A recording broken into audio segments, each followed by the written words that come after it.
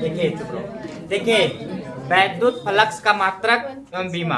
अब ध्यान दीजिए, अभी आपको बताया है कि जो वैद्युत फ्लक्स होता है, समझिएगा ध्यान से। देखो ये सब बोर्ड के लिए इम्पोर्टेंट है। आप भले ही थोड़ा बहुत पढ़िए, लेकिन कहीं से भी पेपर में आ सकता है, ये जरूरी होता है। तो देखिए जो होता है वैद्युत फ्लक्स किससे लिखते हैं? फाई ई से। फाई से ना, अभी सूत्र पढ़ा है आपको। फाई ई बराबर होता है ई ए कॉस थीटा, वो तो कोण है, ई इंटू ए होता है, ये तो होता है ये फ्लक्स का। अब देखिए सबसे पहले इससे क्या निकालेंगे? मात्रक।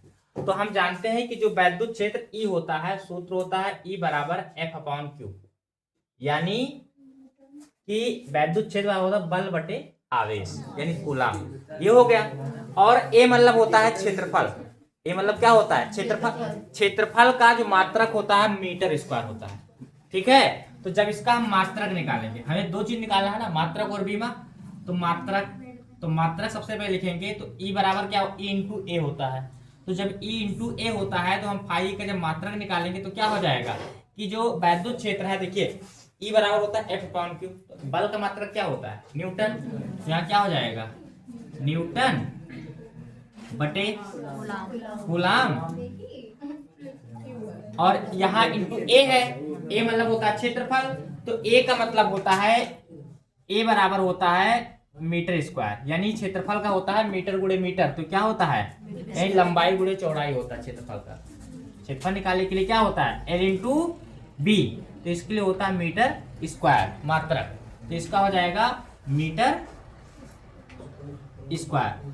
अब देखो न्यूटन को यन से लिखा जा सकता है, तो न्यूटन मीटर को मीटर स्क्वायर ले सकते हैं ना, और कूलम को किससे लिखते हैं? क्यू से।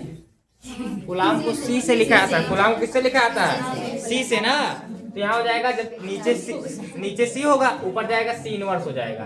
तो चाहे न्यूटन बटे कूलम मीटर स्क्वायर लिखे, चाहे newton metre square coulomb inverse लिखे, मात्रक हो गया। अब हमें क्या निकालनी है? बीमा। अब देखिए बीमा के लिए क्या होगा, जब हम बीमा निकालेंगे, यहाँ लिख लेते हैं, जब बीमा निकालेंगे तो आप बीमा के लिए ध्यान दीजिए, इंपॉर्टेंट क्वेश्चन है कि न्यूटन किसका मात्रक है? बल। और बल होता है F बराबर m में, तो बल की मात्रा क्या होती है? M L T minus two. आपको याद होना चाहिए बल का मात्रक क्या होता है? M L T minus two बटे कूलम। कूलम क्या होता है? एटी, क्योंकि Q बराबर होता है IT। Q बराबर क्या होता है? तो I मतलब हो गया धारा, और धारा की बीमा होती है A एम्पियर में, और T मतलब होता है समय, तो T मतलब टाइम हो जाएगा, तो T होगा। तो यह क्या हो जाएगा यहाँ पे? तो ये गुरु कोष्टक में लिखते हैं, तो M L T minus two बटे में क्या हो जाएगा? A into T. अब यहाँ देखिए फिर इंटू क्या है यहाँ पे? Metre square. तो मीटर की बीमा क्या होती है?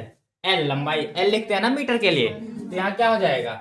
L square. अब आप देखिए कुछ कट तो रहा है? नहीं कट रहा है ना, तो यहाँ क्या हो जाएगा?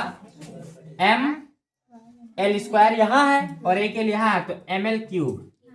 एम एल टी दू यहाँ है, एक नीचे से आएगा, तो टी माइनस 3, और ए ऊपर जाएगा, क्या हो जाएगा? A inverse. ये इसकी क्या निकली है? बीमा। तो आपका ये हो गया वैद्युत फ्लक्स का मात्रक एवं बीमा। ठीक है, लिख लो।